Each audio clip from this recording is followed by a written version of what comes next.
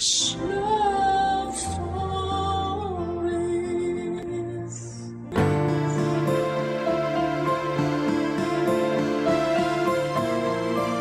Ang pag-alis ng isang ina patungong ibang bansa ay isang desisyon na puno ng emosyon at sakripisyo. Gayunpaman, ang kanilang pagmamahal at pangarap para sa pamilya ay palaging mananatili. Ikaw, kabarangay, naranasan mo na ba ang magkaroon ng magulang na ng ibang bansa para sa iyong kinabukasan? Dear Papa Dudut, magandang araw po sa inyo at sa ating mga kabarangay. Ako nga po pala si Sheena at nais ko pong ibahagi sa inyong lahat ang kwento ko. Ako po ay only child at lumaki ako sa isang simple pero masayang pamilya kasama sina mama at papa. Maayos at puno ng pagmamahal ang childhood ko. Pero gaya ng karamihan sa mga pamilya, may mga pagkakataon din na nagkakainitan sina mama at papa. Habang lumalaki ako, nakita at naranasan ko yung mga tampuhan at away nila. Pero gayon pa man ay hindi ako nagtanim ng sama ng loob sa kanila. Habang tumatanda kasi ako, mas nare-realize ko na hindi madali ang maging magulang. Tao lang din sila. May limitasyon, napapagod at nagkakamali. Pero sa kabila ng lahat ay hindi naghiwalay sina mama at papa. Lagi nila akong ginagawang priority at sapat na yon para masabi kong mahal nila ako. At kahit papaano ay masasabi ko rin na maswerte pa rin ako.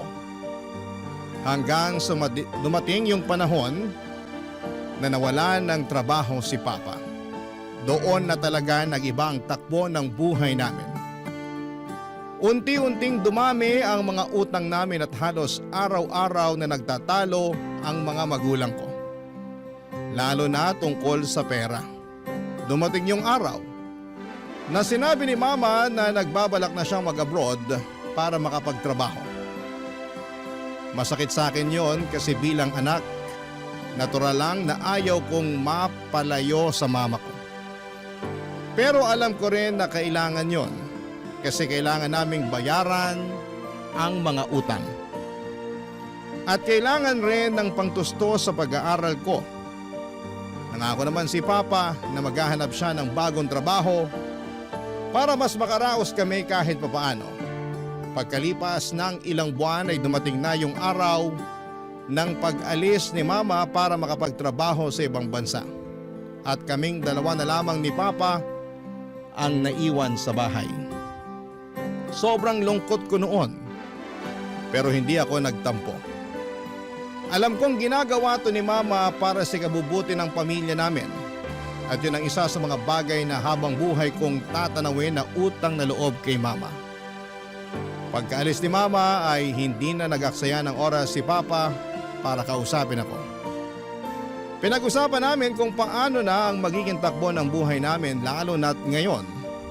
At wala na si Mama sa bahay. Hinding-hindi ko makakalimutan ang pag-uusap namin ni Papa noong araw na yon kasi kakalis lang ni Mama, Papa Dudut.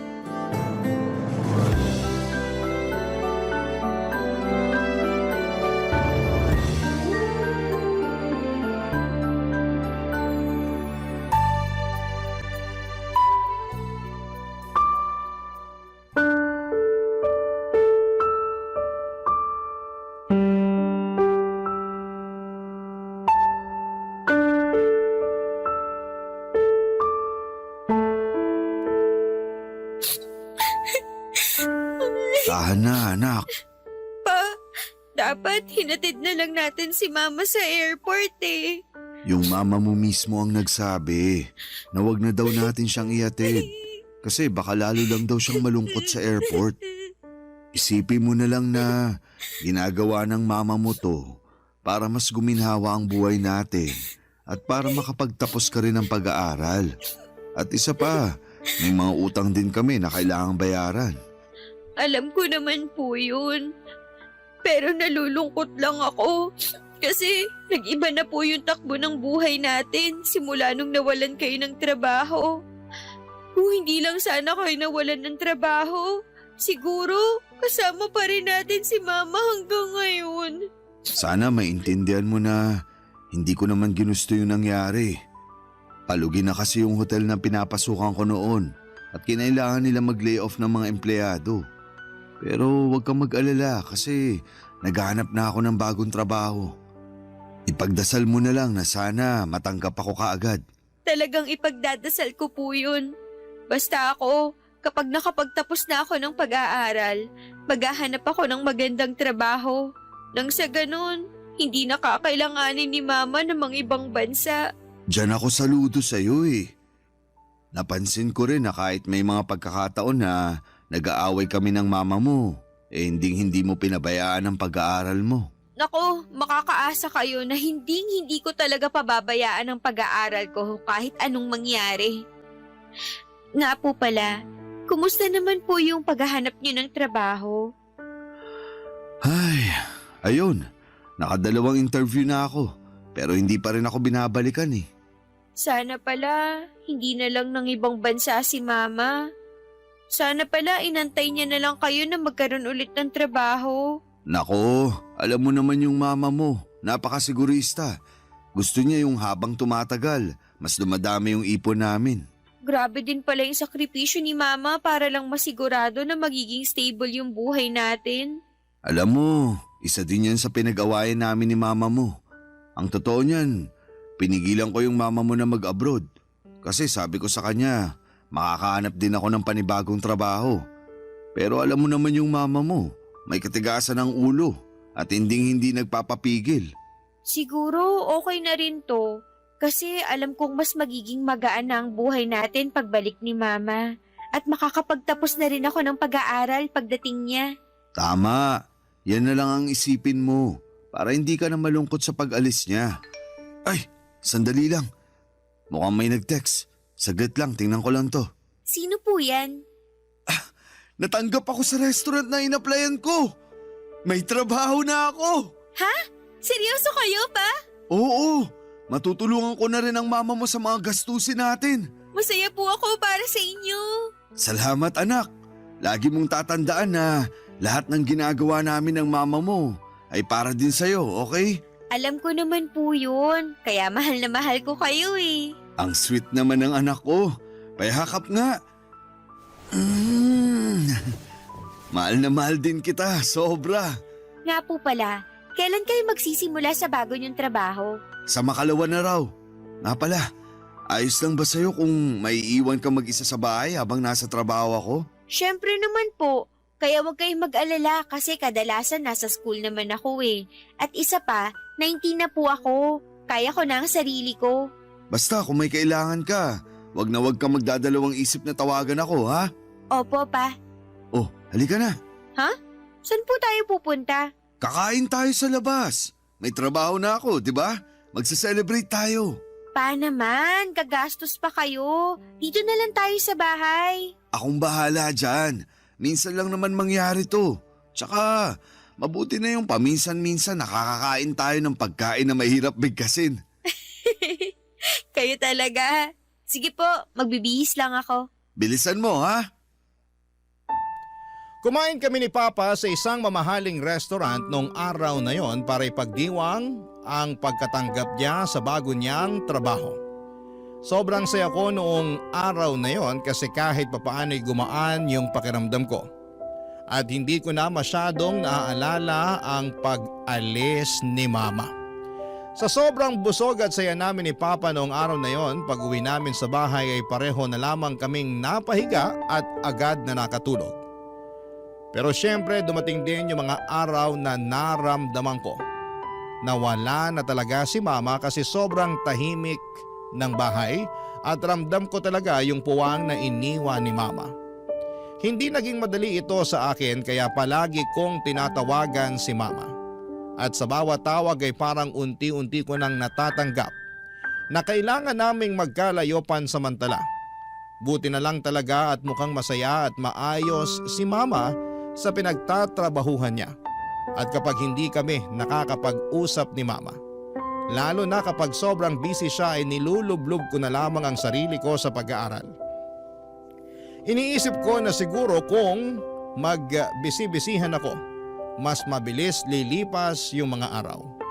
At dumating na rin yung araw na nagsimula ng magtrabaho si Papa. At hating gabi na siyang nakakauwi. Minsan nakakatakot kasing mag-isa lamang ako sa bahay. Lalo na kung walang pasok pero madalas nakakalungkot. Pero pinipilit kong intindihin ang sitwasyon, Papa Dudut. Alam ko naman na ginagawa nila Mama at Papa ito para sa kinabukasan namin. May mga araw na rin na sobrang gulo at dumi na sa bahay. Hindi dahil sa tamad kami kundi dahil pareho kaming palaging pagod ni Papa.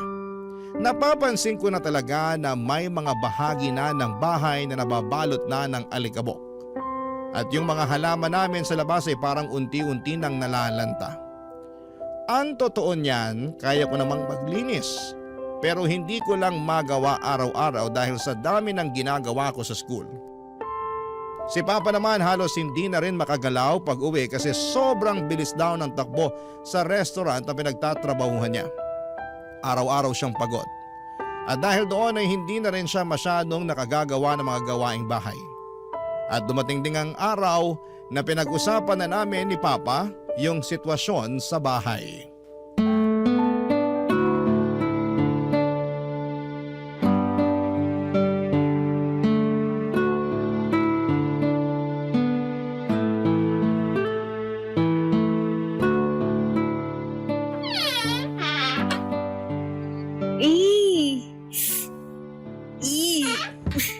Ano ba yan, Kadiri?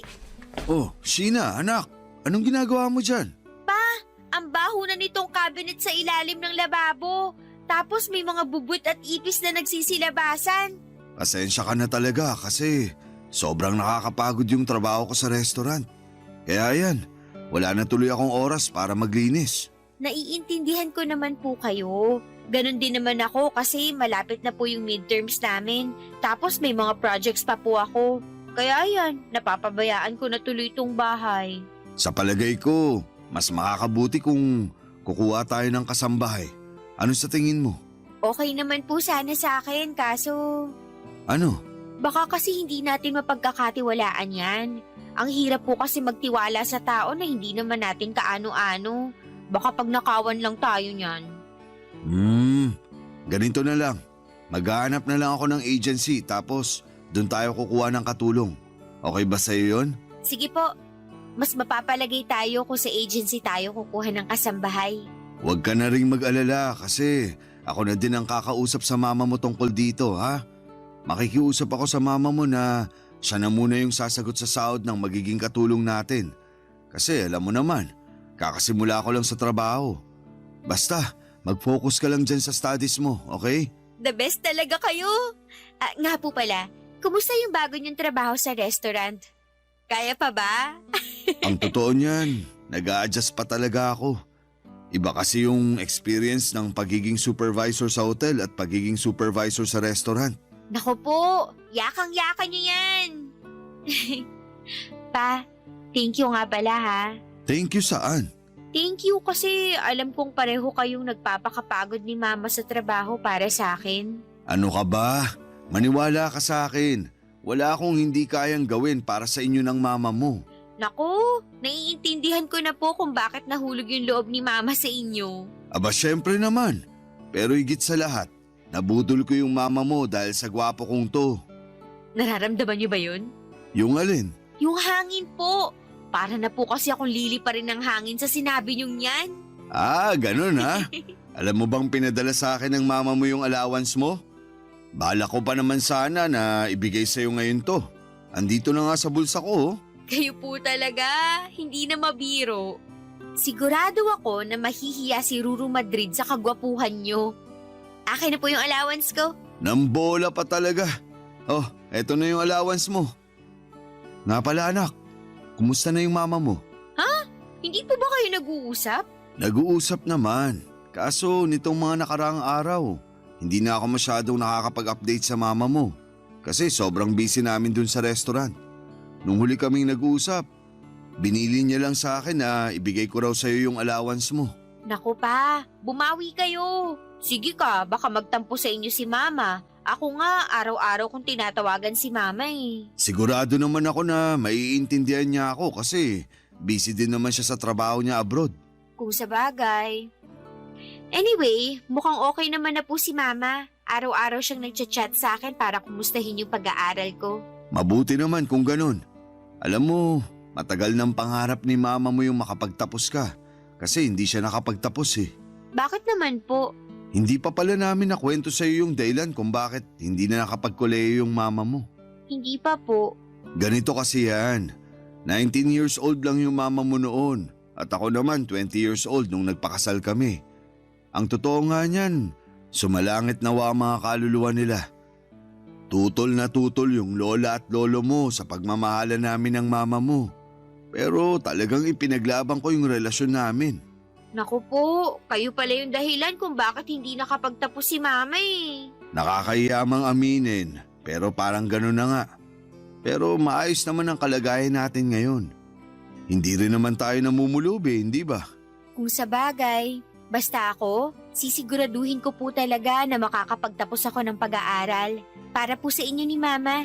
Proud na proud ako sa iyo, anak. Pareho kaming maswerte ng mama mo sa iyo. Kayo naman po ngayon ang nambobola sa akin. Nga pala, doon na muna ako sa kwarto ko ha. Maghahanap lang ako sa internet ng mga agency na pwede natin pagkuhanan ng kasambahay. Sige po. Kay Papa ko ipinagkatiwala yung paghahanap ng agency at gusto ko na rin na makahanap kami ng kasambahay sa lalong madaling panahon. Sosyal hindi ba? Pues kung sa tingin ninyo po ay mayaman kami ay nagkakamali kayo. Hindi po kami mahirap pero yung kinikita kasi nila Mama at Papa ay hindi rin sapat para matawag nyo kaming mayaman. May mga gabi talaga na napapadasal na lamang ako na sana'y manalo kami sa loto. Sana yung iniisip na lang namin ay kung paano gagastusin ang napakaraming pera. Hindi kung paano pagkakasyahin ang kulang. Pero alam ko rin sa sarili ko na hindi ganong kadali ang buhay kaya sinabi ko na lamang sa sarili ko na sige lang, kapit lang. Huwag kang susuko dahil alam ko na darating din yung araw na kapag nakapagtapos na ako ay aangat din kami sa buhay. Aangat kami sa puntong hindi na kakailanganin pa na magtrabaho ni na Mama at Papa. Gusto ko na lang silang mag-retire at mag-enjoy sa buhay habang ako naman ang magtatrabaho para sa kanila. At noong mismong araw na yon ay tinawagan ko si Mama. Buti na lang at nagkatugma yung free time namin. At ang sabi ni Mama sa akin ay halos hindi na nga raw sila nakakapag-usap ni Papa. Hindi na daw kasi tugma ang schedule nila sa trabaho. Pero sinabi sa akin ni Mama na kinausap na daw siya ni Papa tungkol sa balak naming kumuha ng kasambahay at pumayag naman kaagad si Mama. Pero nakakalungkot na marinig na unti-unti nang nawawala na sila ng oras para sa isa't isa. Kaya tahimik ako nagdasal ng gabing yon. Hiningi ko kay Lord na sana'y hindi mapagod ang mga magulang ko at hindi lang sa trabaho, kundi pati na rin sa relasyon nila. Sana'y hindi mawala yung lambing, yung pag-unawa, yung pagmamahalan kahit na lubog na sila sa pagtatrabaho. Kasi sa totoo lang, sila na lang talaga ang sandigan ko. Sila Mama at Papa ang tanging inspirasyon ko kung bakit ako patuloy na nagsusumikap at nangangarap sa buhay, Papa Dudut. Barangay Love Stories. Barangay Love Stories. Dumating na rin ang araw na may nakontak na raw si Papa na magandang agency. At sa mismong araw din na yon ay may ipapadala na raw na kasambahay ang agency na tinawagan ni Papa. Ang totoo niyan, Papa Dudut, hindi pa rin ako mapakali. Ang ibig kong sabihin ay paano kung magnanakaw o may masamang balak ang makuha naming kasambahay. Ang dami kong iniisip pero pinilit ko na lamang natigilan na ang pag-overthink.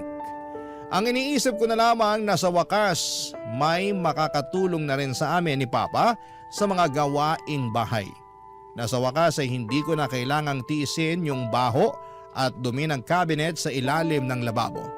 At sa wakas ay madidiligan na ulit ang mga halaman namin at wala na rin akong makikitang alikabok at agyo sa bawat sulok ng bahay namin. At ang totoo niyan ay hindi ito ang unang pagkakataon na magkaroon ng kasambahay kasi nandito pa si Mama, siya talaga ang gumagawa ng mga gawaing bahay. Ang problema kasi hindi ko inakala na ganito pala kabisi ang buhay ng isang college student. Iba kasi nung high school, mas chill at mas manageable ang schedule ko.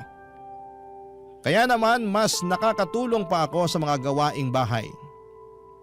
Pero sa college, halos lahat kailangan kong pagsabay-sabayin. Projects, deadlines, at requirements. Kaya na-realize ko na mas okay na rin na may kasambahay kami para mas makapag-focus na talaga ako sa pag-aaral.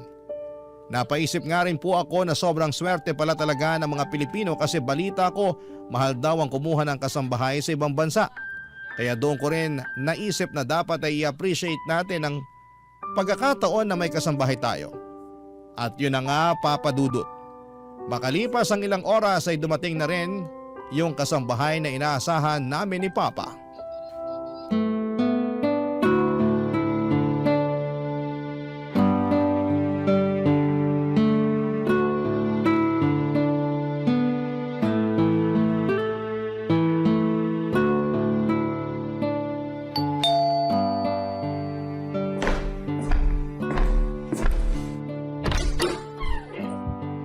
Hello? Ikaw ba yung kasambahay na pinadala ng agency? Ay oo, ako nga po. Halika, pasok ka. Maupo ka rito sa sala. Salamat. Kayo po ba yung magiging amo ko? Ah, hindi. Anak lang ako. Ang totoo niyan, yung papa ko ang magiging amo mo. Siya rin yung kumausap doon sa agency na pinanggalingan mo. Nga pala, ako si Sheena. Hello po, Ma'am Sheena. Ako nga po pala si Celine. Nice to meet you. Ganda naman ang pangalan mo. Ay, thank you po, Ma'am. Ano ka ba? Sheena na lang. Huwag na yang ma'am. At tigilan mo na rin ang kakapo mo sa akin. Sige, Sheena. Antayin na lang natin si Papa ha. Nasa kwarto pa kasi nagbibihis. Pagpasensyahan mo na lang kasi daig pa nun yung babae kung magpalit ng damit. Maiba ako. Gaano ka nakatagal nagtatrabaho bilang kasambahay? Mag-iisang dekada na rin po. Uy, totoo? Ang tagal na rin pala. Kaya nga ang totoo niyan wala namang problema dun sa huling pamilya na pinagsilbihan ko. Kaya lang nag-migrate sila sa ibang bansa. Kaya yun, kinailangan kong umalis. Ah. Uy pa, mabuti naman at natapos na rin kayo sa wakas. Akala ko hindi na kayo lalabas eh. Ito talaga, sobrang mainipin. Ay, nga pala, Celine yan si Papa Rodolfo ko. Siya ang magiging amo mo. At pa, siya si Celine. Siya yung kasambahay na pinadala ng agency. Kakadating niya lang. Ah, hello. Hello, sir. May maliit na kwarto dun sa dulo. Yun ang magiging kwarto mo, ha? Sige po, thank you. Magpahinga ka na muna ngayon. Bukas ka na magsimula. Nakakahiya naman. Pwede naman ako magsimula ngayon.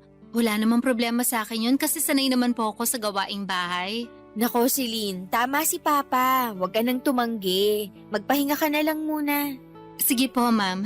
Ay, ano ba yan? Di ba kakasabi ko lang sa'yo na wag mo na akong tawaging ma'am? At tigilan mo na rin yung kakapo mo sa akin. Kay Papa lang bagay yan eh. Uy, grabe ka sa akin. Para mo na rin sinasabi na matanda na ako. Bakit? Hindi po ba? Ikaw talagang bata ka.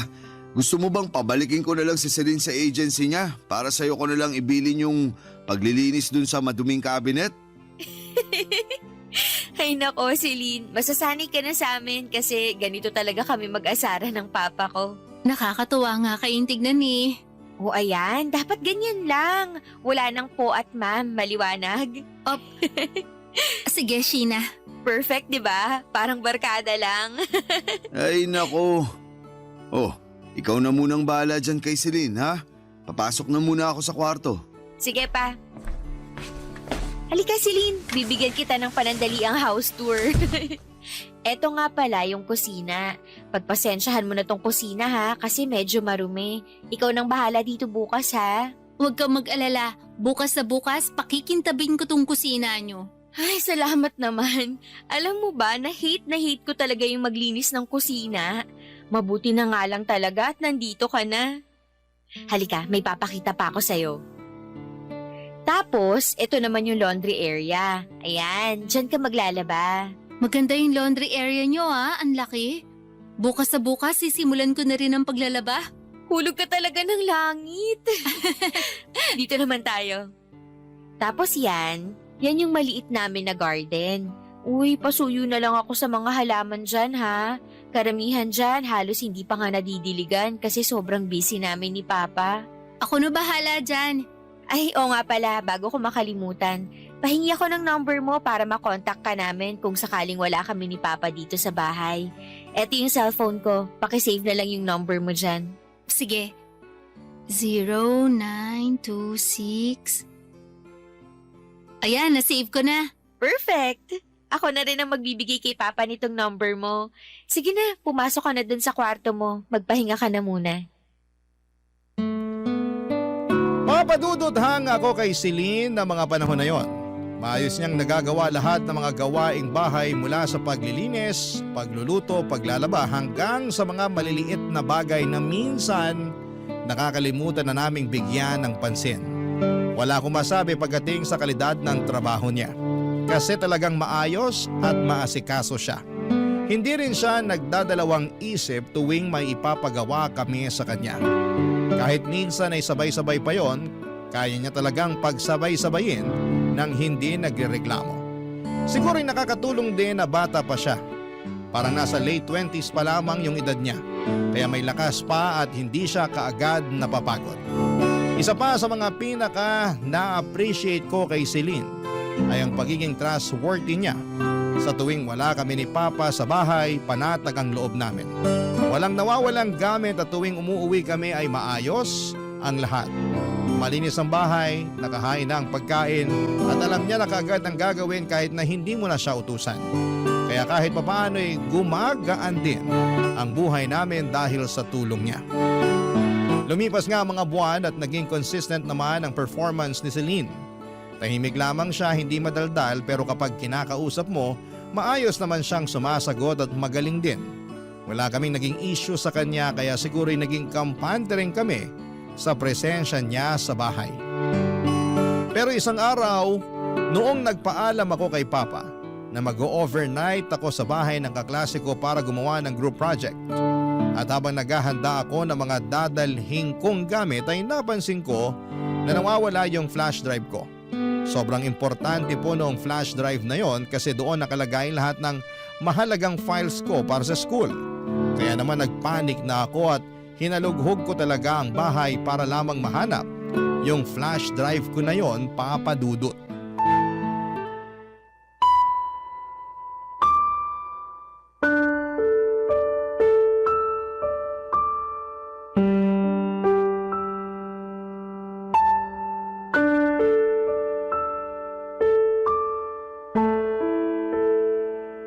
Asan na ba kasi yun?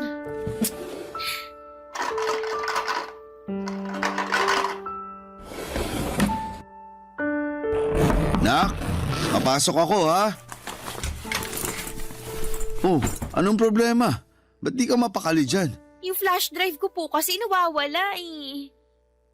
Ay, saan ko ba kasi nailagay yun? Huwag mo nang problemahin yun. Ibibili na lang kita ng bago. Hindi naman kasi yung flash drive yung pinoproblema ko eh. Yung pinoproblema ko, yung laman ng flash drive na yun. Grades ko sa school ang nakasalalay dito. Ikaw naman kasi. Alam mo naman pala na importante yun. Pero hindi mo pa rin iningatan.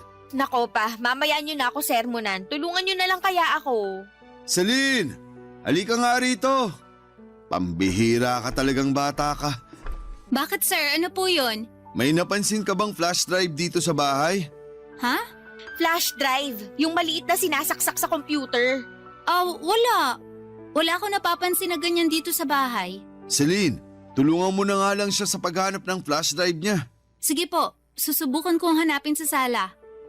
Check mo kaya yung bag mo. Tapos na po, wala doon. Nakakainis naman eh. Kumalma ka nga.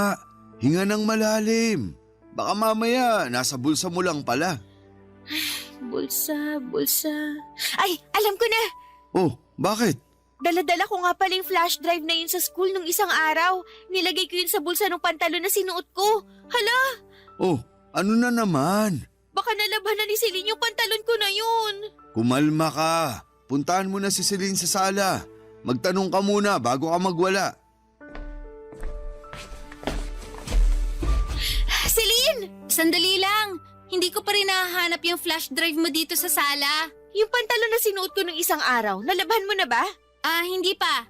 Ay, salamat. Saan mo nilagay yun? Nasa laundry area. Nakatambak kasama ng ibang mga maruruming damit. Bakit? Yung flash drive ko kasi pakiramdam ko nandun. Ay, check ko lang ha. Eto yung laundry basket. Asan na ba yun? Ayan! Ay, sa wakas nahanap din kita. Oh, ano? Nahanap mo na ba? Opo, nasa loob nga ng pantalon ko. Mabuti na lang talaga at hindi pa nalalabhan to ni Celine. Sabi ko naman sa'yo, di ba? Ilagay mo na ulit sa laundry basket yung mga pinagkakakalat mo dyan. Doon lang ako sa sala. Sabihin ko kay Celine na nahanap mo na yung flash drive mo. Sige, ako na po ang bahala rito. Ang baho ng mga damit ni Papa. Kadiri. Mga lalaki talaga, kahit kailan dugyot. Sandali lang. Ano to? Parang papel. Hala, may naiwan atang pera si Papa dito. Matingnan nga. Ha? Resibo ng motel to ah. Pa, Oh, anak. Naayos mo na ba yung mga damit na pinagkakakalat mo? mukhang kayo ang may kailangang ayusin. Celine, umalis ka na muna dito. Iwan mo muna kami ni Papa. Sige. May problema ba? Paano to? Bakit may resibo kayo ng motel ha? Ano? Saan mo naman nahanap yan? Nakita ko sa bulsa ng shorts nyo. Wala yan, nak. May isang beses kasi sa trabaho na napagod ako. Kaya napagpasyahan ko na mag-check-in muna sa motel. Siguraduhin nyo lang po na nagsasabi kayo ng totoo. Madalang na nga lang kayo mag-update kay Mama, tapos lolokohin nyo pa siya? Hindi po nagpapakahirap si Mama sa ibang bansa para lokohin nyo. Makapagsalita ka naman. Yung mama mo lang ba yung nagpapakahirap? Akala mo ba hindi ako nahihirapan sa pagtatrabaho? Oo, siguro nga. Mas malaki yung sahod ng mama mo kaysa sa sinasahod ko sa restaurant. Pero wag mo naman sana ako maliitin. Hindi po sa ganun yun. Yung sa akin lang naman ay sana hindi nyo pinagtataksilan si Mama. Wala akong ginagawang masama. Maniwala ka. Siguraduhin nyo lang po. Kasi hindi ko po kayo mapapatawad kapag nalaman ko na may ginagawa kayong kalokohan. Hindi na po ako natuloy sa bahay ng kaibigan ko noong araw na yon. Kasi hindi ko pa rin kayang mag-move on sa natuklasan ko na pumunta pala si Papa sa isang motel. Sobrang nakakapanlumo po talaga, Papa Dudut, at hindi ko maiwasang magduda. Kasi sino ba naman ang pumupunta ng motel para matulog lang? Matapos yung usapan namin ni Papa ay nagkaroon na ng ilangan sa pagitan namin ni Papa. May kailangan ako kay Papa, kay Celine ko palaging pinadadaan at ganon din si Papa. Naawa talaga ako kay Celine noon kasi siya yung palaging naiipit sa gulo namin ni Papa. Nagtatrabaho lang naman siya na maayos tapos ngayon ay nadadamay pa siya sa ilangan namin ni Papa. Nagdalawang isip din po ako kung ikakwento ko kay Mama yung tungkol sa resibo ng motel. Kasi ayokong ma-stress si Mama at baka magkagulo pa kami. Kaya naman nanahimik na lamang ako. Pero totoo po, ang hirap magpanggap na okay lamang ako at minsan ay napapaisip ako kung tama ba ang ginagawa ko na hindi sabihin kay Mama yung tungkol sa natuklasan ko. Nang mga panahong yon ay tanging ginawa ko na lamang ay nag-focus sa pag-aaral para hindi ko na maisip ang lahat ng yon. At sa totoo lang ay nagtataka ako kung bakit may ilangan sa pagitan namin ni Papa. Pero isa lang ang alam ko, hindi ako magpapakumbaba para kausapin si Papa kasi siya naman tong nahuli ko na may resibo galing sa motel, hindi ba?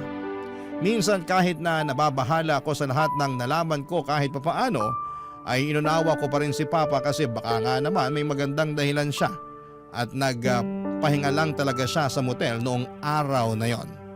Napagtanto ko rin na baka masyado lamang ako naging mapanghusga sa lahat ng mga nangyari, Papa Dudut. Pero ano nga kaya ang totoong kwento ng resibo sa motel? Barangay Love Stories. Barangay Love Stories.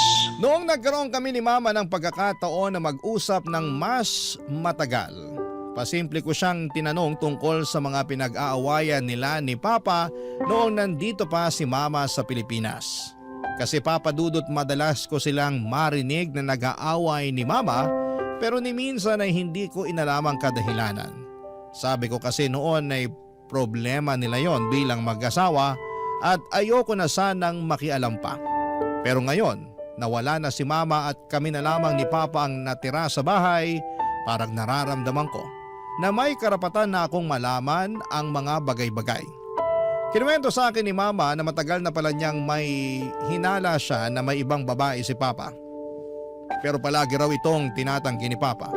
At hindi na rin pinatagal ni Mama ang isyo kasi wala naman siyang pruweba na makakapagpatunay na nambababae nga si Papa. Noong sinabi niya yon, gustong gusto ko na sanang isumbong sa kanya yung nakita kong resibo ng motel. Pero pinili ko na lamang na manahimik. Ayoko magdulot pa ng mas malaking gulo sa pamilya namin. May mga kaibigan ako na lumaki sa broken family at nakikita ko kung gaano kalalim ang sakit at depression nila dahil hindi nagkakaayos ang mga nanay at tatay nila.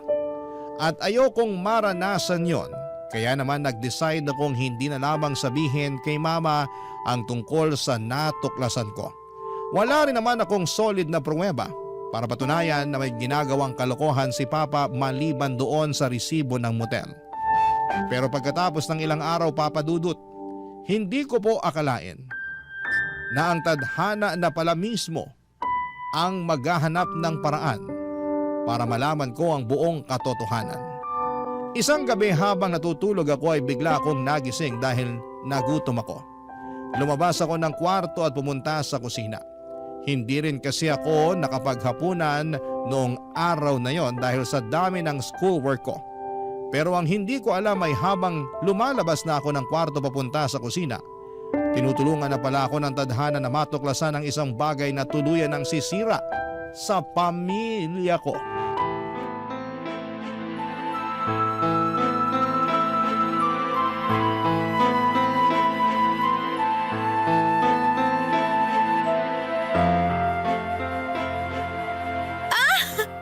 May kiliti ako dyan, ano ba? Wala kang magagawa kasi paliligayain kita ngayong gabi. Teka lang, paano si Sheena? Huwag kang mag-alala. Tulog na yun.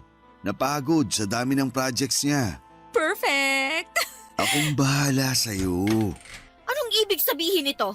Walang yakang babae ka? Sheena, tumigil ka! Walaan ka Wala kaming ginagawang masama. Huwag mo akong gawing tanga pa. Dinig na dinig ko sa labas yung paglalandian nyo. Anak, magpapaliwanag ako. Sige, ngayon nyo itanggi na wala kayong ginagawang kabulastugan. Grabe, napakawalang iya nyo. Hindi nagpapakapagod si Mama sa ibang bansa para lang pagtaksilan nyo. Palagi mo na lang pinaparamdam sa akin na mas malaki yung naaambag ng mama mo sa pamamahay na to. Na mas may pakinabang yung mama mo kaysa sa akin. Hindi ko ginusto na mawala ng trabaho sa hotel. Akala mo ba madali sa akin tanggapin yung mas malaki pa yung naiaambag ng mama mo sa pamamahay na to kaysa sa akin? Isang malaking kahihiyan sa akin yon bilang ama mo. Hindi ko gusto yung pakiramdam na nakatunga nga lang ako kasi ayaw kitang bigyan ng oportunidad na iparamdam sa akin na inutil ako. Sandali lang, nakatunga nga. Akala ko ba may trabaho kayo sa restaurant? Wala yun. Nabigla lang ako sa sinabi ko. Utang na loob. Alam ko nagsisinungaling kayo. Ganyan na ganyan yung mukha nyo nung nalaman ko yung tungkol sa resibo ng motel. Rodolfo, sabihin mo na lang sa batang yan ang totoo. Manahimik ka, hindi kita kinakausap. Napakabastos mo talaga. Wala kang modo sa mga nakakatanda sa'yo. Ang kapal din naman pala talaga ng mukha mo. Ikaw pa tong may gana ngayon na magtapang-tapangan? Kung ano ang kinaganda ng pangalan mo, yun ang kinapangit ang ugali mo. Ahas ka! Sumusobra ka na! Tumigil na kayo! Oo na, inaamin ko na. Hindi pa ako nakakapaghanap ng bagong trabaho simula nung natanggal ako sa hotel. Ano pang tinatago niyo sa akin, ha? Matagal na kami magkakilala ng papa mo. Ano? Celine! Wala nang dahilan para itago natin sa kanyang katotohanan. Total, nagwawala na naman siya. Sasabihin ko na sa kanya ang totoo para manahimik na siya.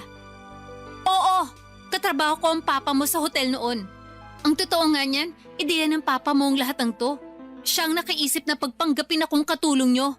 Sa ano, masaya ka na? Wala kayong kasing sama.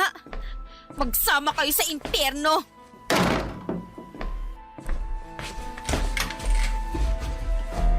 Anak, sandali lang! Kukunin ko ng mga gamit ko at lalayas na ako sa bahay na to. Sasabihin ko na rin kay Mama lahat-lahat ng mga nalalaman ko. Nagmamakaawa ako sa'yo. Sana wag nang makarating to sa mama mo, please. Hindi mo naman siguro gugustuhin na magkawatak-watak ang pamilya natin, di ba? Please lang, nakikiusap ako sa'yo bilang tatay mo. Tatay? Maraming lalaki ang pwedeng maging tatay. Pero hindi lahat ng lalaki ay may kakayahang magpakama. Nung nag-abroad si Mama, sinamantala mo yun para ipasok sa buhay natin yung kabit mo. At talagang pinagpanggap niyo pa siyang katulong natin. At malamang, pera din ni Mama ang ginagamit niyo para dyan sa kabit mo. Wala kayong kasing sama. Noong mga panahong akala ko, nagtatrabaho kayo. Nagpapakasarap lang pala kayo sa perang pinapadala ni Mama. Anak, makinig ka. Hihiwalayin ko na si Celine. Patawarin mo lang ako. Napakadami niyo pong pagkakataon na hiwalayan yung babaeng yun. Pero hindi niyo ginawa. Aalis na ako at wala na kayong magagawa para pigilan ako. Hindi deserve ni Mama ang isang walang kwentang lalaking tulad niyo. Sobra po akong nasaktan ng gabing yon. Kaya tinawagan ko na lamang yung kaklase ko at nakiusap kung pwedeng sa kanya muna ako makituloy. At sa kabutihang palad ay pumayag naman siya. Pagdating ko sa bahay ng kaklase ko ay tinawagan ko kaagad si Mama at ikinuwento ko na sa kanya ang lahat ng mga nalaman ko. Hindi ko po kayang ilarawan kung gaano kalungkot si Mama noong time na yon. Hindi siya tumigil sa kakaiyak. Pero pinilit ko rin siyang kumbinsihin na wag nang balikan si Papa. Kasi naniniwala ako na once a cheater, always a cheater. Kung hindi ko pa nahuli si Papa at si Celine baka patuloy pa rin nila kaming niloloko. Grabe Papa Dudut. Napakatanga ko para hindi agad malaman na nasa bahay lang pala namin ang kabit ni Papa. At mas lalo lang po akong nagalit nang malaman kong may mga panahon na nanghihingi ng pera si Papa kay Mama. Galit ako kay Celine pero mas nagalit ako kay Papa kasi siya ang punot dulo ng lahat ng ito. Si Papa ang kadahilanan kung bakit lumaki ng ganito ang gulo sa pamilya namin. Ang totoo niyan ay hanga ako kay Papa kasi nagawa niyang magpanggap na may trabaho siya. Pero yun pala, kung ano-anong alibay na ang binibigay niya kay Mama para makakuha siya ng pera. Kaya naman napagkasunduan na lang namin ni Mama na uupan na lamang ako ng apartment malapit sa school ko at siya na rin ang sasagot sa upa ko. Ipinangako rin ni Mama na kapag natapos na ang kontrata niya abroad, babalik siya sa Pilipinas at ibebenta niya ang bahay namin at habang nasa abroad pa siya ay pag-iipunan niya na lang daw muna yung pang-annulment nila ni Papa. Sinabi din ni Mama na siya na lamang ang haharap kay Papa at mas mabuti na rin daw na wala akong contact kay Papa. Lumipas nga ang mga buwan at naging mapayapa naman ang buhay ko sa bago kong apartment. Wala na akong balita kay Papa at si Mama na lang ang lagi kong kinakausap. Mabuti na lang talaga at hindi ako naligaw ng landas. At mas pinagsikapan ko palalo sa school para kahit papaano'y mapasaya ko naman si Mama. Karamihan po kasi ng mga naririnig ko kapag may problema sa pamilya ay madalas nagbibisyo o tumitigil sa pag-aaral ang mga batang apektado.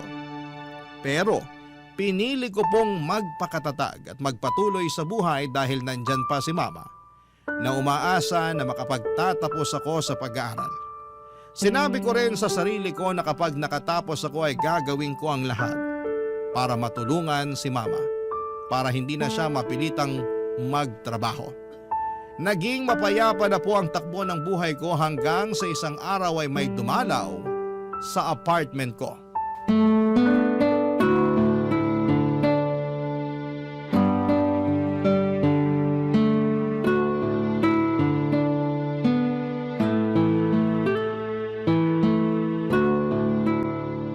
Siyempre naman, Ma. Ay nako, wag po kayong mag-alala. Pagbalik nyo dito sa Pilipinas, dito na kayo sa apartment titira, kasama ko. Ay, Ma, sandali lang ha. May tao yata sa labas. Tatawagan ko po kayo mamaya. Sige po. Bye, Ma. Love you. Sandali lang! Anong ginagawa nyo dito? Ba't punong-puno ng pasayang mukha nyo? Anak, Paano nyo nalaman yung address ko, ha? tinanong ko yung kaklase mo sa Facebook. Umalis na ho kayo bago ko tuluyang makalimutan na tatay ko kayo. Anak, matagal ko nang hiniwalayan si Celine. Kalimutan na natin lahat na nangyari. Please, miss na kita. Please naman anak, bigyan mo naman ako ng second chance. Yung second chance, para yun sa mga tao na nagkamali pa. Pero yung ginawa nyo sa amin ni Mama, hindi yun pagkakamali. Choice nyo yun. Sinadya nyo yun. Sinadya mong lokohin kami. Walang kapatawaran yung ginawa nyo sa akin at lalong-lalo na kay Mama. Huwag mo naman akong pahirapan ng ganito. Nahihirapan kayo? Pasensya na ha, pero mas nahirapan ako nung pinagtaksilan mo si Mama. Anak naman, hanggang kailan tayo magiging ganito? Hindi ko alam, pero ito lang ang alam ko. Yung sakit na dinulot nyo sa amin ni Mama, nararamdaman ko pa rin at nanunuot pa rin hanggang ngayon. Anak, I'm sorry. Pero pinapangako ko sa'yo na hindi ako titigil hanggang sa mabuko ulit ang pamilya natin. Utang na loob pa? Palayain nyo na kami ni Mama. Hindi pa ba sapat yung hirap at sakit na dinanas namin sa inyo? At sa tingin mo ba hindi ako nahihirapan ngayon? Pinagbayaran ko na ang kasalanan ko sa inyo ng mama mo. Nakikita mo naman tong mukha ko ngayon, di ba? Sinugod at binugbog ako nung asawa ni Celine. Grabe, saan kayo nakakakuha ng lakas ng loob para sisihin pa sa akin yan? Patong-patong na yung mga kasinungalingan ninyo. Matanong nga kita pa, alam mo pa ba kung ano ang totoo sa sarili nyo? Basta, gagawin ko ang lahat para lang makabawi sa inyo ng mama mo. Alam nyo ba na hanggang ngayon may sama ng loob pa rin si Mama sa inyo? Mabuti na lang talaga at nalaman ko yung totoo. Kasi kung hindi, malamang hanggang ngayon pinaglalaroan nyo pa rin kami. Anak, kailangan ko kayo ng mama mo. At alam kong kailangan nyo rin ako. Lulud ako sa harapan mo kung kinakailangan para lang mapatawad nyo ako. Tumayo kayo pa. Huli na ang lahat para dyan. Ganun-ganun na lang ba yun? Itatapon mo na lang ang lahat ng pinagsamahan natin bilang isang pamilya? Kayo ang tumapon sa lahat ng yun. Huwag po kayong pa-victim kasi hindi po kayo ang biktima dito. Kami. Kami ni Mama ang biktima dito. Kami ni Mama ang biniktima nyo. Sige na po, umalis na kayo. Wala na tayong dapat pag-usapan pa. Wala kang karapatan na tartuhin ako ng ganito. Papa mo pa rin ako. Papa ko lang kayo sa papel na pwede kong punitin kung kailan ko gusto. Alam kong may nagawa akong kasalanan. Pero sumusobra ka na sa pagsagot-sagot mo sa akin.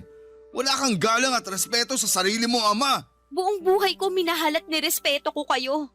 Buong buhay ko hinangaan ko kayo. Pero hindi na kami magpapaloko sa inyo. Antayin niyo na lang ang tawag ni Mama. May balak siyang kausapin kayo tungkol sa annulment at pagbenta ng bahay natin. Annulment? Pagbenta ng bahay? Bakit kayo nagdidesisyon ng hindi ko alam, ha? Bakit pa? Nakapagdesisyon na rin naman kayo Napagdesisyonan niyo na rin na sirain yung pamilya natin nung nakipagrelasyon kayo kay Celine. Grabe, ang dami niyong ginawa para lang mapanindigan at maitago yung pagtataksil niyo. So ano? Mas gugustuhin mo ba na magkawatak-watak na lang tayo? Ganun ba yun? Parang gano'n na nga. Mas gugustuhin ko na lang na magkaroon ng pamilyang watak-watak kesa sa magkaroon ng isang ama na taksil at manloloko. Babalik na ako sa loob at parang awa niyo na. Umalis na ho kayo. Kung hindi tatawag na talaga ako ng pulis. Anak, buksan mo to. Patawarin mo na ako. Sisiguraduhin ko na itutuloy ni Mama yung annulment at pagbenta ng bahay natin. Huwag mo namang gawin sa akin to. Parang awa mo na, buksan mo to. Umalis ka na, Pa. Kung kayo rin lang naman ang magiging papa ko, mas mabuti nang wala na akong ama. Simula sa araw na to, pinapalaya ka na namin ni Mama. Aaminin ko po na sobra akong nakonsensya sa mga sinabi at ginawa ko kay Papa ng araw na yon. Pero hindi nyo rin naman po ako masisisi kung nangibabaw ang galit at sakit ko. Kasi hindi madaling tanggapin ang ginawa ni Papa. Siguro may mga ibang tao na magsasabi na patawarin mo na kasi Papa mo pa rin naman yan. Pero para sa akin ay hindi pwedeng gamitin na rason ang pagiging tatay o ama para pagtakpan ang isang kasalanan. Ang pagiging tatay ay hindi nangangahulugang may karapatan silang mag-iwan ng napakalalim na sugat. Hindi pagkakamali ang ginawa ni Papa kundi isang desisyon. Sinadya niyang pagpanggapin itong si Celine na maging kasambahay para lamang magkaroon sila ng quality time. Minsan nga naiisip ko na baka sinadya niya talaga na hindi linisin ang bahay para maisingit ang ideya na kumuha ng kasambahay. At ang totoo po niyan, hindi ko alam kung saan nagpupunta si Papa tuwing wala siya sa bahay. At ang totoo niyan ay wala na akong balak alamin yan kasi hanggang ngayon nanggigigil at nanggagalaiti pa rin ako. Tuwing naalala ko ang mga ginawa ni Papa at kung paano niya kaming pinagmukhang tanga at pinaikot ni Mama. Tuluyan ko nang pinutol ang ugnayan ko kay Papa, blina ko na po siya sa mga social media at pagkatapos ng araw na yon ay hindi na siya nagpakita o nagtry na makipag-communicate sa akin. Napaisip ako na ang dali niya namang sumuko kaya mas lalo ko na lamang nararamdaman na tama ang naging desisyon ko na tuluyan nang tanggalin si Papa sa buhay ko. Pero sa totoo lang, hindi ko pinagsisisihan yon kasi yon ang nagbigay sa akin ng peace of mind. Lumipas ang ilang taon at nakagraduate na rin po ako at sa wakas ay sobrang saya ko kasi nakabalik na si Mama sa Pilipinas. At nakahabol pa siya sa graduation ko. At doon ko na rin pinatuloy si Mama sa apartment na inuupahan namin. At pagkatapos ng ilang araw ay nakipag-ugnayan na si Mama kay Papa. And eventually pumayag na rin si Papa na ituloy yung annulment at pagbenta ng bahay kasi may iba pa palang babae si Papa. At may anak na rin sila. Sobrang babaero ni Papa at mas lalo niyang pinatunayan na hindi siya karapat-dapat na maging parte ng buhay namin. Kinalaunan ay nag-grant ang annulment at naibenta na rin po ang dati naming bahay. At ginamit namin ni Mama ang pinagbentahan ng bahay para bumili ng maliit na kondo. At hanggang ngayon ay napapakinabangan pa rin namin ang kondo na binili namin. At ang huling narinig ko ay nalulong na daw si Papa sa pagsusugal at iba pang bisyo at naubos yung share niya sa pinagbentahan ng bahay. Ang sabi pa nga sa akin ni Mama na nag-message daw si Papa sa kanya at humihingi ng pera. Pero blinak siya ni Mama at hindi na rin namin sinabi sa kanya ang address ng kondo na nabili namin. Tuluyan na talaga namin siyang binura sa buhay namin.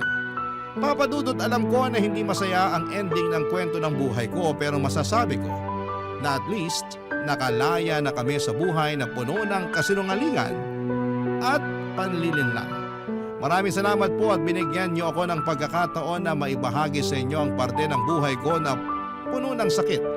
Salamat po and more power po sa Barangay LS and God bless po sa inyo. Ang inyong forever kapuso at kabarangay, Sheena. Anong say mo sa Barangay Love Stories na ito? Pagkwentuhan natin sa comment section yan.